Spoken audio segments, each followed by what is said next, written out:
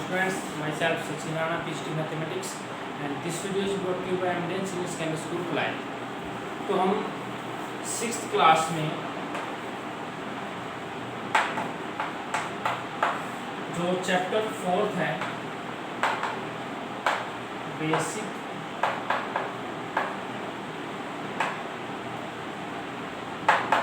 Geometrical ideas, ठीक है, ये कर रहे हैं।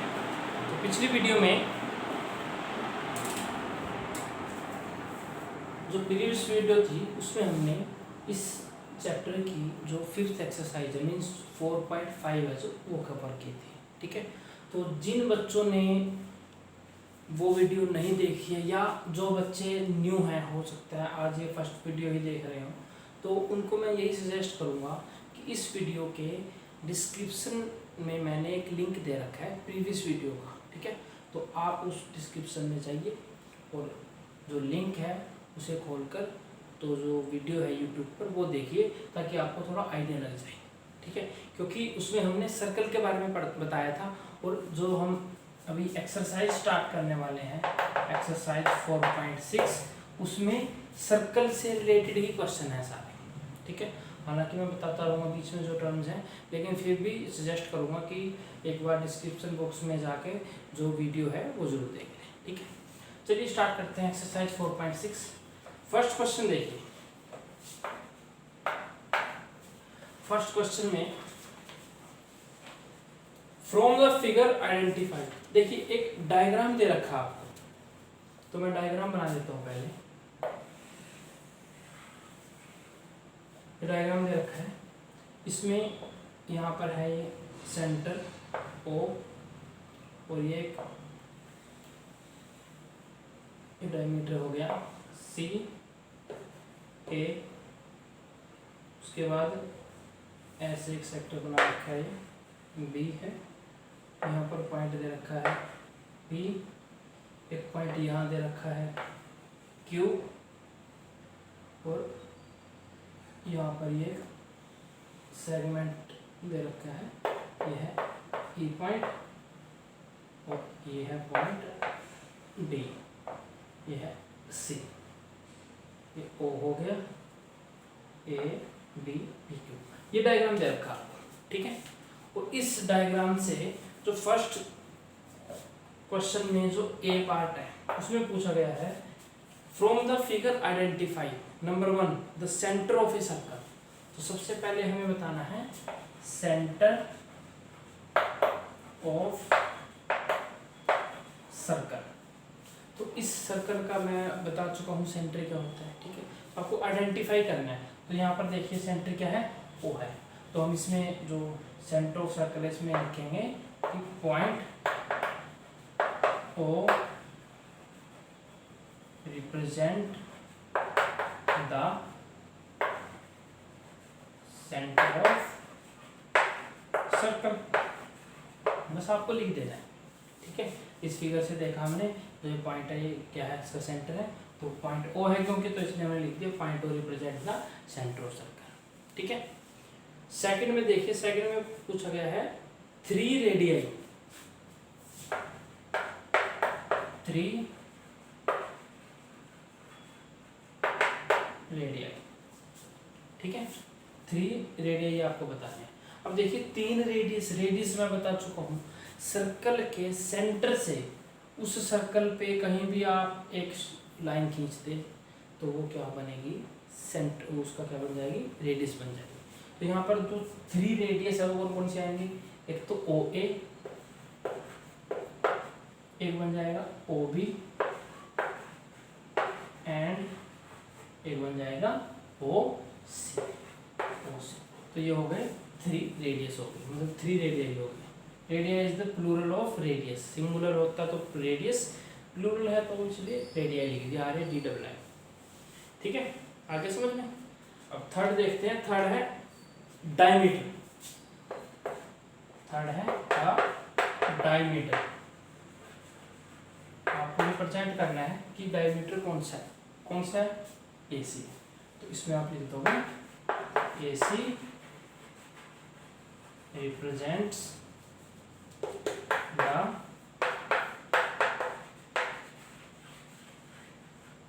डायमीटर, ठीक है। AC क्या होता है, डायमीटर होता है, ठीक है। एक बार आप उसको नोट कर लीजिए, फिर हम नेक्स्ट स्टार्ट करते हैं, ठीक है। अब नेक्स्ट देखते हैं जो इसका डी पार्ट है।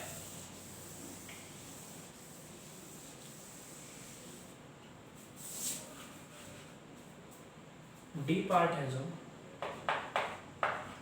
उसमें देखते हैं क्या पूछा गया है। एक कोड रिप्रेजेंट करना है, आपको बताना है कि कोड कौन सी है। तो कोड क्या है, कोड में देखिए यहाँ पर आप 2 लिख सकते हैं। ED भी एक कोड है, AC भी एक कोड है। AC हालांकि डायमीटर है, और डायमीटर होता है वो होता है द लार्जेस्ट कोड। कोड का मतलब समझ लीजिए क्या होता है। कोड का मतलब होता है सर्कल के ऊपर कोई भी 2 पॉइंट लेकर उनको आपस में अगर आप मिला दो तो जो लाइन बनेगी that will be called the code. यहाँ पर कोड बताना है तो क्या हो जाएगी, ED कोड है। And also you can write AC हालांकि डायमीटर है लेकिन diameter is the biggest code, ठीक है। तो आप लिख सकते हैं इसे। नेक्स्ट देखते हैं E पार्ट है जो, उसमें पूछा गया है 2 points in the interior, 2 points in the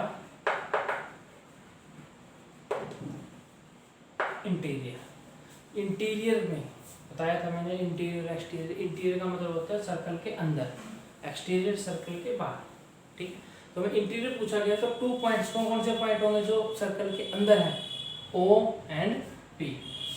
O and P are the points which are interior to the circle, ठीक है। ये जो सर्कल है उसके इंटीरियर है, अंदर है। समझ में आएगा, ठीक है। 5th कंप्लीट हो चुका है हमारा। तो उसके बाद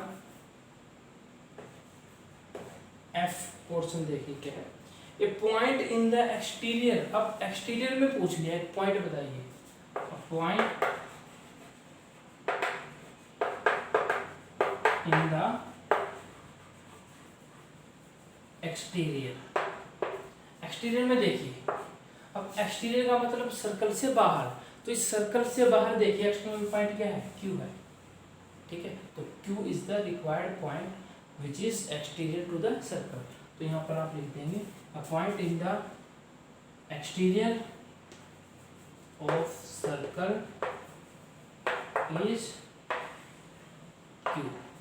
पॉइंट क्या है वो, Q है, ठीक है। उसके बाद G पार्ट है, ए सेक्टर,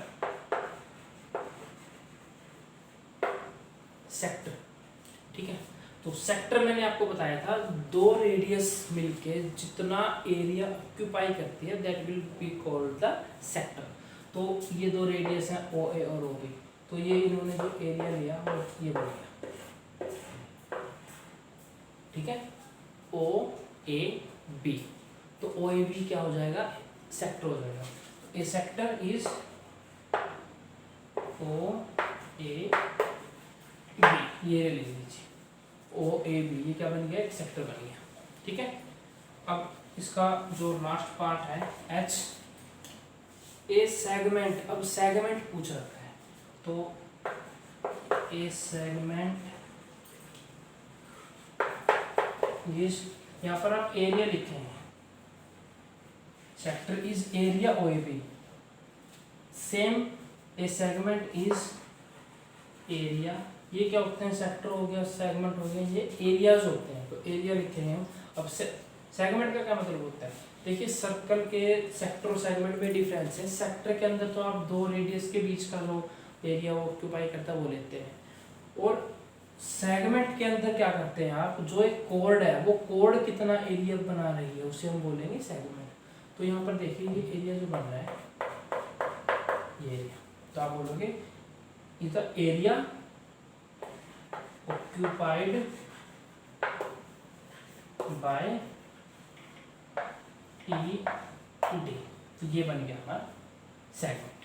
ठीक है, अब एक चीज ध्यान रखें, जो इसमें सेक्टर है ओ ए बी हमने लिखा है ओ ए बी, तो ये बाहर वाला भी हो सकता है, ध्यान रखें, क्योंकि ये एरिया तो बन गया जो छोटा बना, that is called the minor sector, और जो बच गया पूरा that will be called the major sector.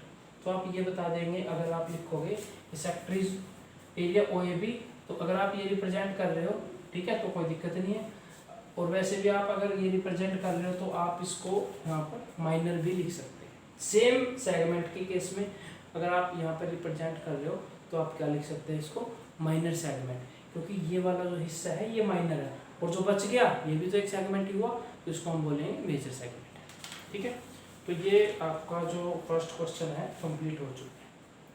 Pause the video and note it down.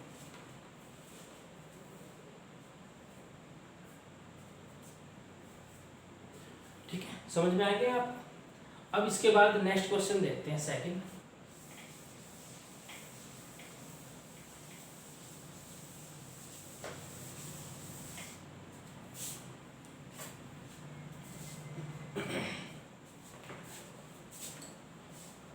Second question में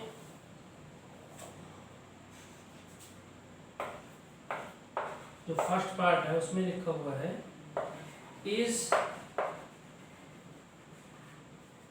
every diameter of a circle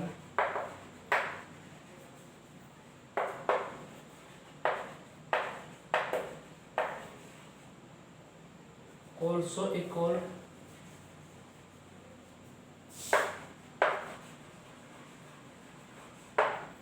ठीक है, जो फर्स्ट पार्ट है उसमें पूछा गया है कि is every diameter of a circle also equal, क्या सर्कल का जो डायमीटर होता है, हर एक डायमीटर वो कोड होता है।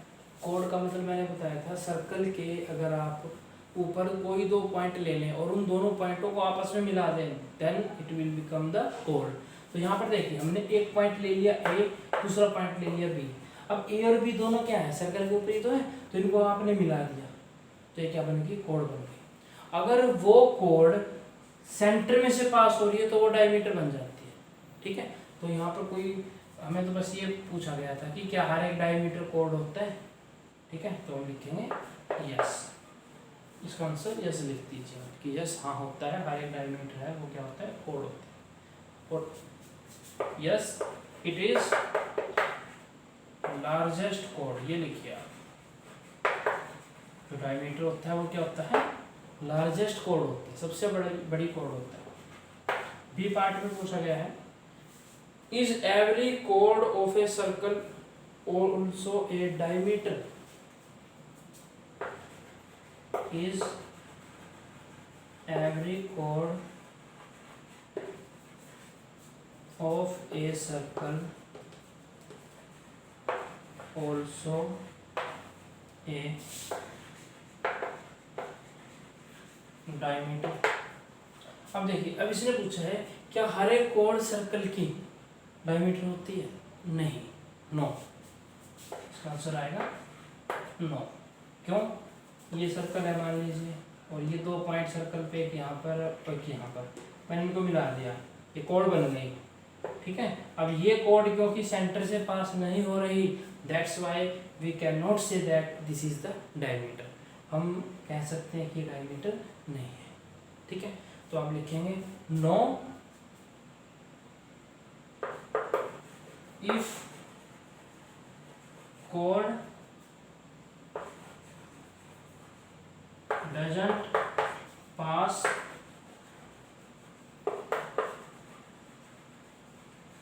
through center, then it will not be a diameter. ठीक है, अगर वो सेंटर से पास नहीं होती तो हम उसको डायमीटर नहीं कह सकते, तो इसका आंसर आ जाएगा नो, हर एक कोड है उसको हम डायमीटर नहीं बोल सकते। ठीक है, नोट कर लीजिए इसको।